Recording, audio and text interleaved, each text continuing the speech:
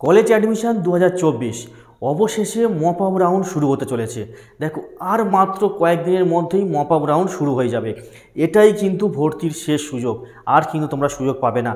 যারা form fill up করেনি প্রথম ফেজে এবং যাদের প্রথম ফেজে নাম একেবারে আসেনি কোনো লিস্টে তারা, এবং যারা ভর্তি ক্যান্সেল করে দিয়েছে এবং যাদের নাম আসা সত্ত্বেও ভর্তি হয়নি, এই 4 ধরনের ক্যান্ডিডেটের জন্য কিন্তু এই মপ আপ রাউন্ড। আর এই মপ আপ রাউন্ড হচ্ছে শেষ সুযোগ।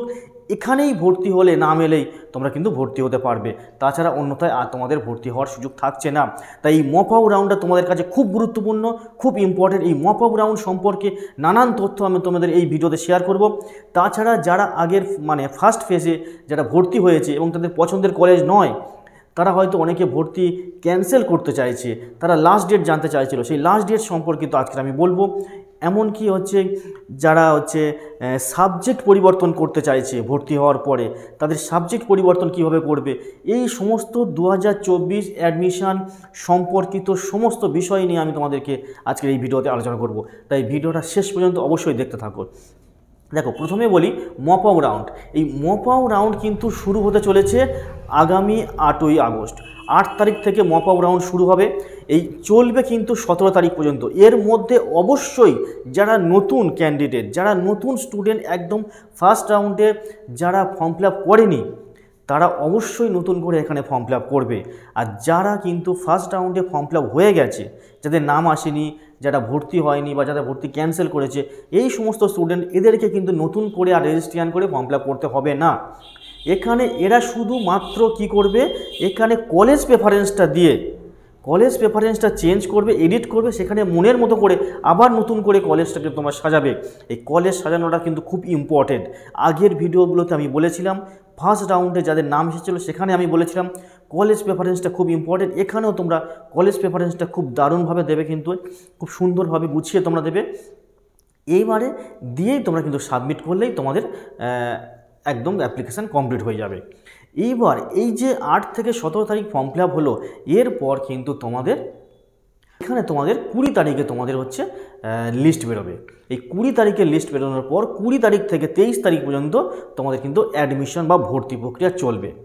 ঠিক আছে, এখানে আবার তোমাদের কিন্তু অটো আপগ্রেডেশন করার একটা অপশান থাকছে। ফার্স্ট ফেজে বা ফার্স্ট রাউন্ডের মতো এখানেও এই সেকেন্ড রাউন্ডে তোমাদের কিন্তু অটো আপগ্রেডেশন করার একটা অপশান থাকছে। তোমরা ভর্তির সময় তোমাদের যদি কলেজ পছন্দ না হয়, তোমরা আগের বারের মতো যদি আগের কলেজে আসতে চাও, তাহলে এখানে অটো আপগ্রেডেশন করতে পারো। এখানে কিন্তু অটো আপগ্রেডেশন তোমাদের 27 তারিখের লিস্ট আসবে। এই অটো আপগ্রেডেশনের লিস্ট কিন্তু 27 তারিখে আসবে এবং এই অটো আপগ্রেডেশনের ভর্তি প্রক্রিয়া শুরু হবে আবার 27 থেকে 30 তারিখের মধ্যে। তাহলে এখানে কিন্তু ভর্তি প্রক্রিয়া শেষ হবে ওই 30 তারিখে।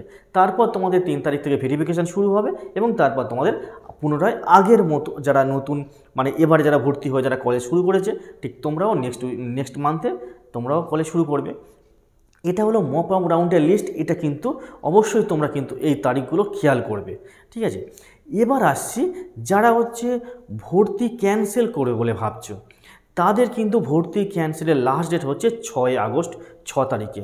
6 তারিখে বিকেলের মধ্যে কিন্তু তোমাদের ভর্তি ক্যান্সেল করতেই হবে। এবং অনেকে প্রশ্ন করছে, আমি যদি ভর্তি হয়ে গেছি অথচ কলেজে যে এখন ভেরিফিকেশান চলছে, যদি ভেরিফিকেশান না করি তাহলে কি আমার ভর্তি ক্যান্সেল হয়ে যাবে? হ্যাঁ, তুমি যদি ভেরিফিকেশান না করো তোমার কিন্তু ভর্তিটাকে ক্যান্সেল হিসাবে ধরে নেওয়া হবে এবং তোমরা নিজেরাও ভর্তির ক্যান্সেলটাও একদম কনফার্ম করে দিতে পারো। দেখো, এক্ষেত্রে আমার একটা নিজস্ব ওপিনিয়ন তোমাদের সামনে আমি তুলে ধরবো। আমি হয়তো বলছি বা অন্যান্য অনেকেই বলছে যে এখনও কলেজ প্রচুর কলেজের সিট ফাঁকা পড়ে আছে। সেক্ষেত্রে বলবো, দেখো তুমি হয়তো যে কলেজ তোমার পছন্দের কলেজ হিসেবে তুমি ভেবে রেখেছো, সেই কলেজে কতগুলো সিট আছে সেটা কিন্তু একটা চিন্তার বিষয় থাকছে। প্রচুর সংখ্যক কিন্তু যেমন ভর্তি হয়েছে এবং অনেকটা সিট হয়তো ফাঁকা পড়ে আছে। সেক্ষেত্রে তুমি কি এই মপ আপ রাউন্ডে একদম তোমার মনের মতো কলেজটাকে তুমি পাবে, সেটাও কিন্তু একটা চিন্তাভাবনা আছে, সেটা আগে থেকে বলা যাচ্ছে না।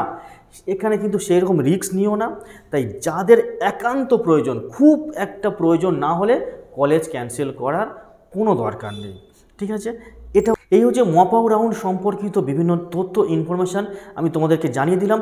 এরপর আসবো যারা অলরেডি ভর্তি হয়ে গেছে, ভেরিফিকেশান করেছে এবং যারা অনেকে মনে করছে তাদের মধ্যে অনেকেরই সাবজেক্ট পছন্দ হয়নি, অনেকে বলছে এই সাবজেক্টটা চেঞ্জ করলে ভালো হতো, অনেকে পড়া শুরু করে দিয়েছে, হয়তো শুরু করে দেওয়ার পর বুঝতে পারছে না এই সাবজেক্টটা আমার যদি পরিবর্তন করলে আমার হয়তো খুব ভালো হতো, এটা আমি নেব না। তাদেরকে বলছি, তাদেরকে আশ্বস্ত করছি না, এটা কিন্তু রেজিস্ট্রেশনের সময়, দেখো তোমাদের যখন কলেজে রেজিস্ট্রেশন হবে প্রথম সেমিস্টারে, সেই সময় তোমরা কিন্তু একবার সুযোগ পাবে, তোমরা কিন্তু কলেজে সাবজেক্ট চেঞ্জ করার বা সাবজেক্ট পরিবর্তন করার কিন্তু একটা সুযোগ পাবে। সেই সময়টা তোমরা অবশ্যই খেয়াল করে রেখো, সেখানে তোমরা কিন্তু সাবজেক্ট পরিবর্তন করতে পারবে এবং সেই সাবজেক্টের সাথে দেখো আরও অনেকগুলো তোমাদের কিন্তু পেপার পড়তে হয়। এই যে তোমরা 3টে করে সাবজেক্ট চুজ করেছো, সেখানে কিন্তু তার সাথে আরও তোমাদের এইসি পেপার পড়তে হয়, তোমাদের সিভ্যাক পেপার পড়তে হয়, তোমাদের সেক পেপার পড়তে হয়, তোমাদের আইডিসি পেপার পড়তে হয়, এগুলো তোমাদের কিন্তু এই রেজিস্ট্রেশনের সময় দিতে হবে, সেগুলো খেয়াল করে দেবে। এবং তার সাথে তোমরা যে যারা নতুন করে ভর্তি হবে, নতুন করে যারা ফর্ম ফিল আপ করবে, তারা অবশ্যই এই ডেটগুলো খেয়াল করে একদম শুরুতেই ডেট মানে অ্যাপ্লিকেশানের শুরুতেই তোমরা কিন্তু ফর্ম ফিল আপটা ঠিকঠাকভাবে করে দেবে। এখানে কিন্তু আর কোনো রকম কোনো ভুল করবে না। তাই তোমরা অবশ্যই সুযোগ পাবে, সবাই ভর্তি হতে পারবে। তাই দেখা হচ্ছে পরের ভিডিওতে, অবশ্যই ততক্ষণ ভালো থেকো।